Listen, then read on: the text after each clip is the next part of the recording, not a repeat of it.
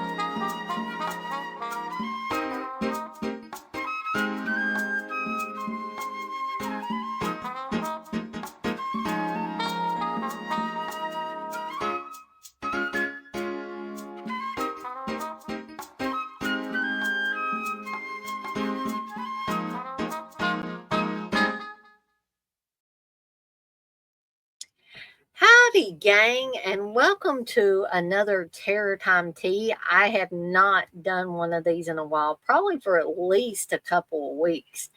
And I wanted to do one before Christmas got here.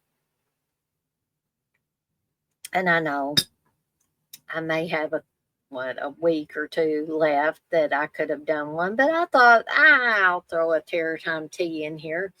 It doesn't take much effort to get on here and do a recording of it. I am drinking tea. This is, once again, this is Sinus Soother tea. Because I've been either flirting with either a cold or a sinus infection for about a week now.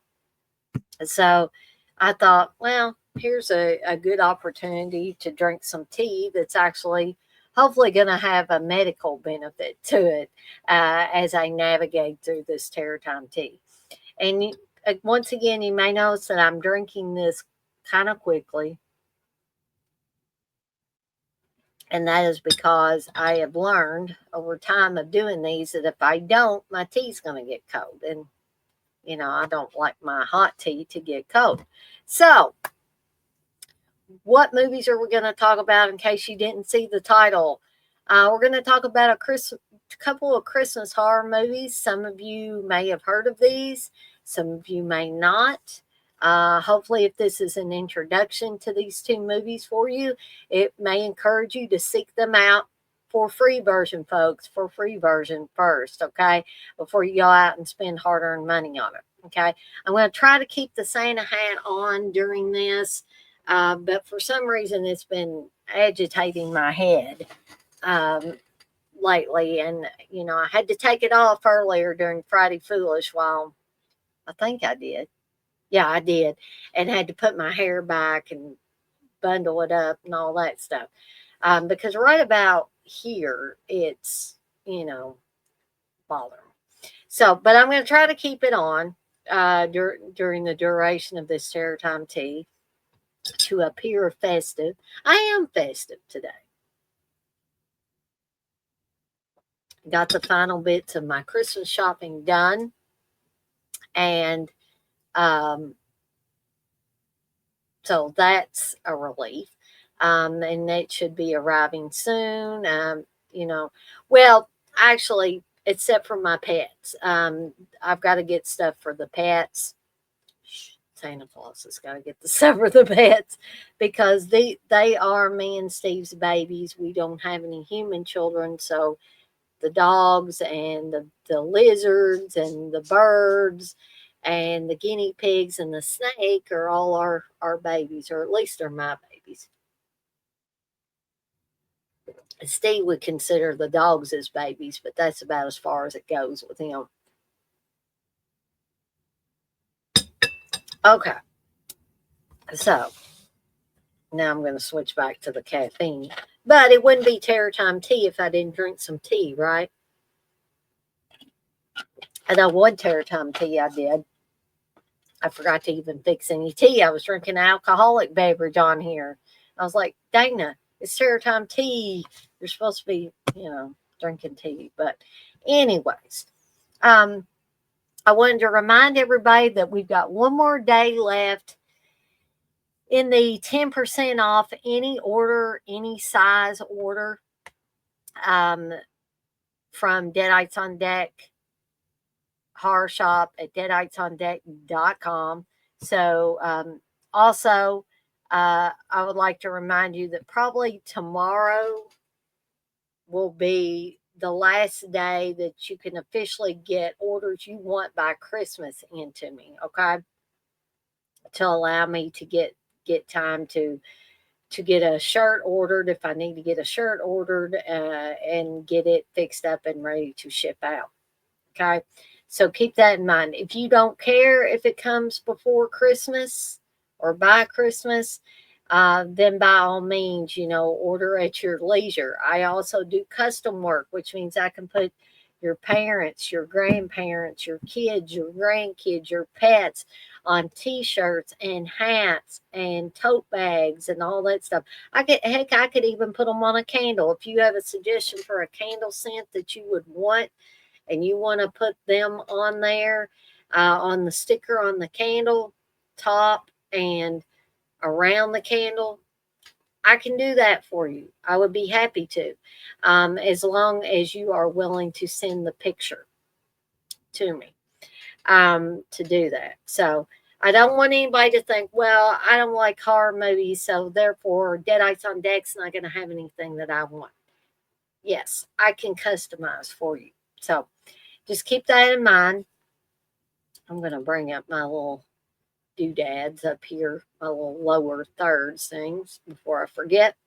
But I wanted to also remind everybody once again that I'm doing a special Christmas holiday gift to all of you channel supporters and channel watchers of Deadites on Deck. Couple watch-alongs coming up this weekend.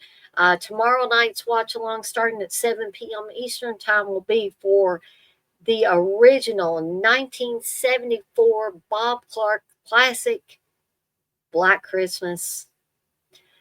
Sunday will be Don't Open Till Christmas, and starring and partially directed by Edmund Purdom.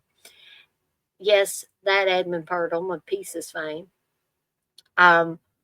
But that will also be starting at 7 p.m. Eastern on Sunday, December 15th. And jumping ahead a little bit, Saturday, December 28th, it'll be the Saturday after Christmas, Steve and I will be doing a Roadhouse watch along, the original Roadhouse, none of that Jake Gyllenhaal junk. Okay. This is the original with Patrick Swayze. Patrick freaking Swayze, folks. Okay. So me and Steve are going to have our adult beverages. We're going to be ready to have some fun revisiting Roadhouse. So I hope you guys and gals will join me and Steve for that coming up on December 28th at 7 p.m. Eastern time. All right. So let's get to these movies, shall we? And I'm not going to make this very long, as since I'm pre-recording these Terror Time teas, I try to keep it rather short. And I went on 10 minutes, just announcements and everything.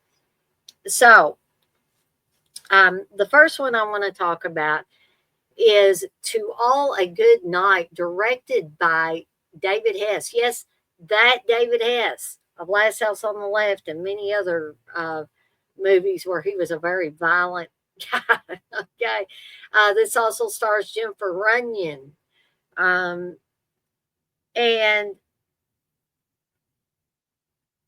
I don't know about everybody, but I love this movie. And I discovered this kind of late in the game. This movie was not in my Christmas horror watching repertoire for many years. And then I happened upon it by accident.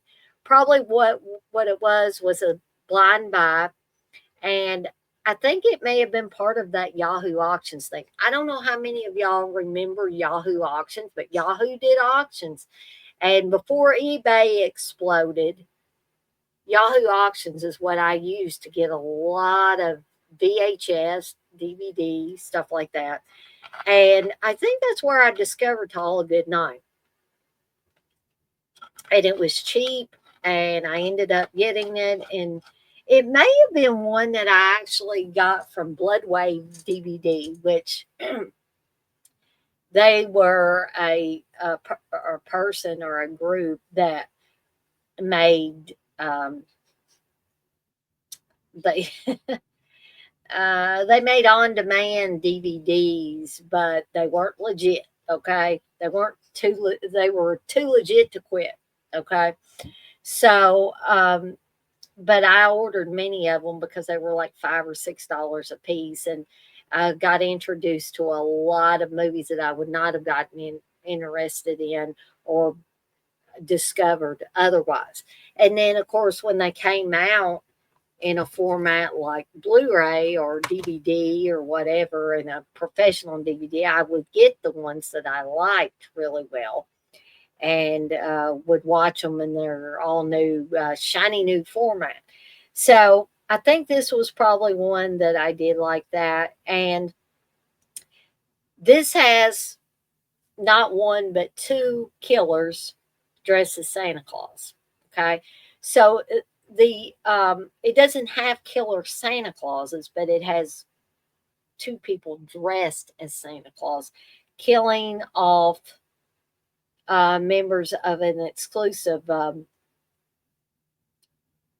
boarding school, I guess, um, plus their boyfriends in the process. So it's a revenge thing. I'm not gonna, try to pull the wool over your eyes with that. And that's not original, I know. Neither is people dressing as Santa Claus and killing people um, at this point. But this was early on.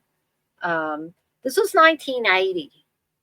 Okay, folks. So this was before Silent Night, Deadly Night. It was after, well, it may have been around the same time as Christmas Evil because I think Christmas Evil came out in 1980. So I don't know which one of those came first. But probably the idea of somebody dressing as Santa Claus and killing people off was still probably a new thing in 1980, right? But it was before Silent Night, Deadly Night. I do know that. Um, so we start out in this boarding school, I think it's called a girls' finishing school. Okay, which I think is similar to a boarding school for all girls boarding school. So we start out the movie and we see that these girls are in the middle of a hazing and they're saying sorority, sorority. So I guess they're treating this finishing school like a college and a sorority and all that. So and at least one of the girls has a Santa Claus mask that looks rather creepy that you will see turn up later. And so they're chasing this girl, and they have evidently either gotten her drunk, given her pills or something like that. And she wants to belong. They end up, causing her to fall out of a window or fall off the roof of the building or something to that effect. And you see the girls look horrified and shocked, a la Prom Night, which also came out in 1980, and where a young girl was caused, to fall out of a window and die.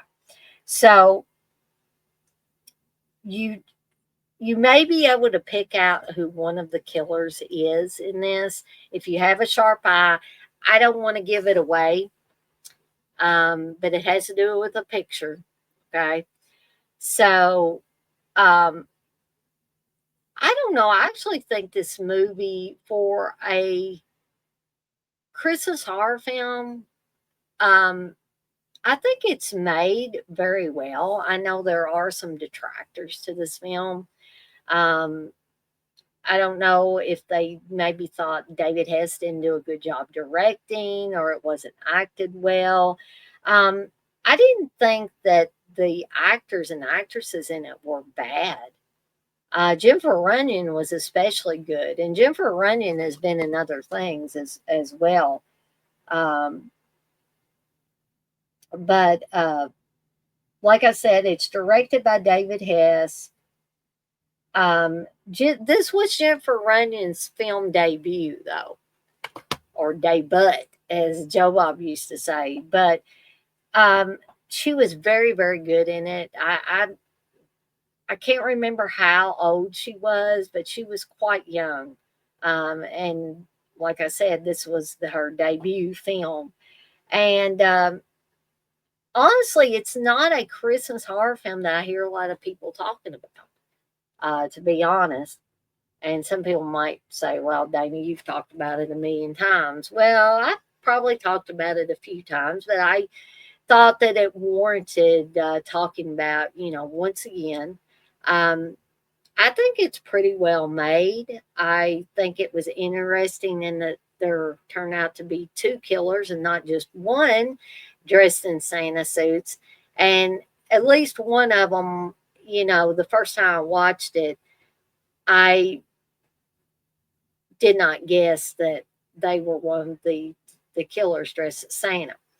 Um, so, what rating would I give this? I would give this one about a 3.5, or no, that ain't right. I'd give it four deadites out of 5. 4 deadites out of 5. Yeah, I changed my mind. Because it's not the best of the best, but it's definitely not meh, and it's definitely not the worst of the Christmas horror films to come out. Like I said, I think David Hess did an excellent job directing this. And I think that everything flowed as well as it could for a horror film, for a low budget horror film. And I don't know, I think it's fun. I think the kills are good in it, and all of that. So, and those of you that have seen Terror on Tour, some of the same people that worked on Terror on Tour, I think, or had a hand in Terror on Tour, had a hand in this film as well. So you may hear some musical cues and stingers, background music that sounds very similar to some of the music in Terror on Tour, in case you're interested. All right. So that's to all a good night. And the next one I want to talk about, this has actually got Christmas Evil on it too, but I want to talk about Silent Night, Bloody Night. I don't know if you can get Silent Night, Bloody Night on Blu-ray yet. There may be some of you think, good God, I don't want to get that on. I don't even want to get that on DVD, they might say. But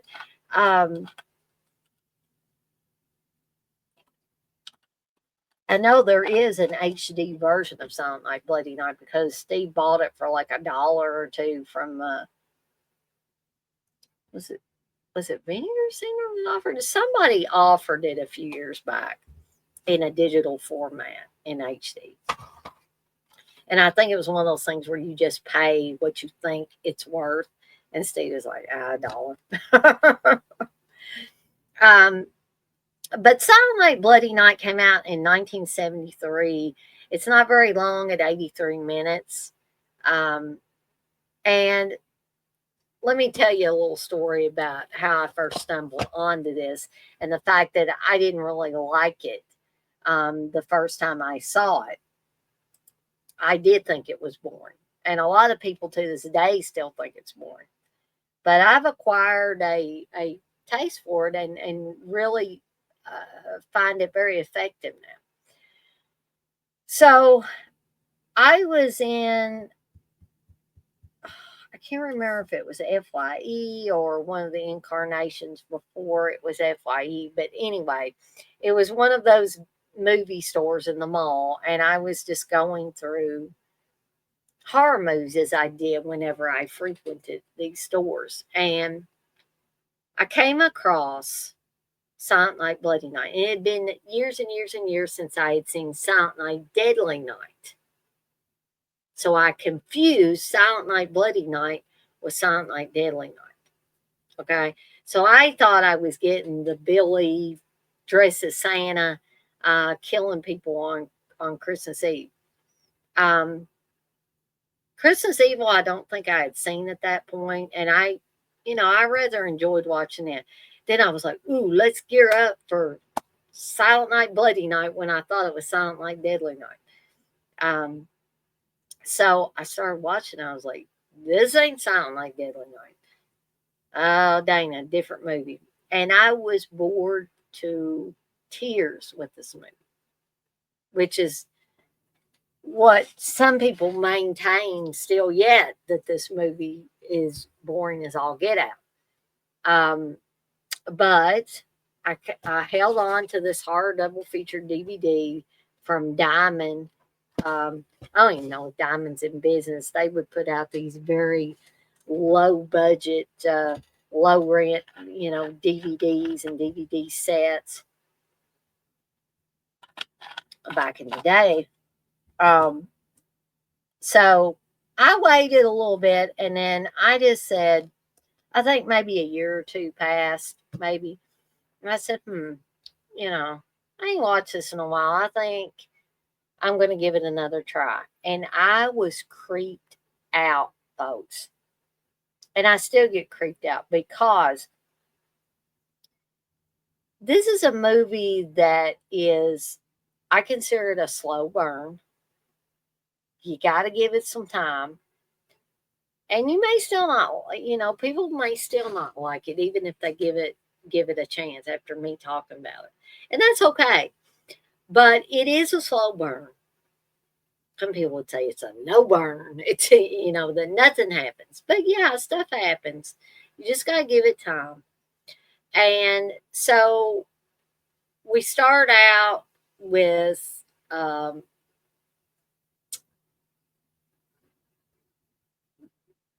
Mary Warnoff's character. And yes, Mary Warnoff is in this, talking about the Butler family and how something that awful had happened to Mr. Butler's daughter, Marianne, and that she had been attacked and had gotten pregnant and then never recovered mentally from the attack and all that, and that her baby, Jeffrey, had been sent away at some point. And Jeffrey is grown now and he's coming back to the small town where he was born because the house, his grandfather's house, we think it's his grandfather's house, he needs to take care of, getting getting it sold or whatever, doing whatever he needs to do with his inherited house. Because we find out that Mr. Butler, Jeffrey's grandfather, had been, become a recluse after Marianne died and all of that. So, and that he supposedly had burned up on Christmas Day several years ago, or so they thought. But we see someone break out of a mental hospital and steal a car. And at one point, we think it's Jeffrey. Because Jeffrey looks very suspicious. Mary Warnoff's character sees him on the side of the road with a wrench in his hand, and then later a car is found smashed. The glass is smashed and the windows and stuff. So we slowly begin to realize that somebody saying that they are Mary Ann is calling some of the townspeople and telling them, like they call Tess, the lady that's the phone operator, right? And back in the old days of when there were phone switchboards and somebody had to man them. So Tess is the switchboard operator. And she gets a call from somebody saying they're Mary Ann, and they say, "Won't you come to my house? I'm waiting at my house. This is Mary Ann." And it's just very, very creepy. And when they end up going to the house, of course, they're attacked by someone that we are to assume is Mary Ann, right? And we see a figure just from the back. We can't really tell if it's a man or a woman, but we assume it's Mary Ann playing the piano in the Butler house. And the movie also starts off with a very vicious, bloody kill. And maybe that's what pisses people off about this movie, because after that very bloody axing to death of a real estate agent and his mistress in the Butler house. And I mean, it's bloody and very, in my opinion, painful to watch. And you don't really get that level after that. But I definitely think that first kill serves its purpose. And when I really went back and watched the film a second time, and in succeeding years when I watch it around Christmas time, I'm struck by, yes, how very that very violent kill at the beginning kind of sets the tone for the rest of the film, even though the rest of the kills are not nearly to the caliber that first one is. So I don't want to give away all of the secrets of Silent Night, Bloody Night, but I would encourage all of you to find a for free version. Please don't go out and buy it. I'm sure you can probably watch it on YouTube or maybe Tubi or something like that. Seek it out. And if you like it as much as I do, then you could think about maybe purchasing a copy of it, if you could find a copy of it right now. But I would highly, highly recommend Silent Night, Bloody Night. I do not find it a bad film. I don't find it a boring film anymore. I quite enjoy it, and it still, at certain points, gives me goosebumps, especially during those phone calls. And when I really paid attention to that first kill, I was like, "Holy cow!" They ain't kidding around with this. Um, so people are gonna moan and groan, I know, but I'm not gonna give it a 5. But I'm going to give it a 4 Deadites out of 5 as well, because I think it's deserving of that. And I would encourage anybody to give it a try. Like I said, for free version only. Yeah, that's to all a good night. And Silent Night, Bloody Night. Check both of those out in a for free version only, folks. But I guess that's all from me for tonight. I'm going to get this video uploaded, and I've got to eat me some more soup or something, and then I'm going to rest and veg out for the rest of the night and maybe watch me some Christmas horror or check out what Joe Bob's second movie is going to be. You're going to see if it's that Nick movie or not. Um, and I'm off like a dirty shirt. Once again, this shirt ain't dirty, but I'm off like one. And I want to remind everybody, as I always do, to be kind to one another and blaze that trail. And an extra little holiday message I've been adding in here at the end of every stream and every video is if you've been having some issues or disagreements with friends or family members, now is the time to mend those fences, mend those bridges, extend the olive branch, extend a kind word, extend words of forgiveness, because none of us are promised a tomorrow, folks. None of us are promised a tomorrow. So keep that in mind as you're finishing up your Christmas shopping this year, as you are baking those wonderful treats. Drop a kind word, extend that olive branch to someone that you've had a disagreement with this year. It could only help, it can't hurt, right? And there's too much sadness and anger in the world. We need to try to fix some of that, right? So, anyway, folks, I am out of here for the night, but I'll see everybody next time.